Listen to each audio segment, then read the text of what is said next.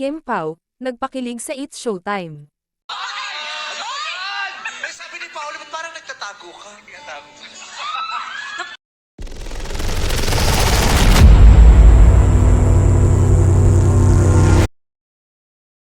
Wala pang kumpirmasyon kung totoo ngang may romantic something na sina Kim Chiu at Paolo Avellino.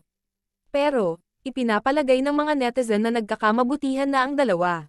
Bigla nga raw naligalig si Kim sa sorpresang pagsulpot ni Paolo sa studio ng It's Showtime matapos nitong pumirma ng panibagong kontrata sa network. Viral sa X ang clip ng pagdating ni Pao sa nasabing programa na ikinagulat ng lahat. Maging si Kim ay tuwang-tuwa sa kanyang reaksyon at kamakaway pa. Say nga ni at Official Pex sa post nito sa clip, dumating lang si Paolo Avellino naging maligalig ang Kim Chiu waahaha. Panay ang tukso kay Kim ni na Vice ganda na napansin ang pagiging maligalig raw ni Kim. Sabi naman ni at Alt Kapamilya, galing contract signing ang Paolo tapos dumiretso ng studio, ganda mo tay, Kim.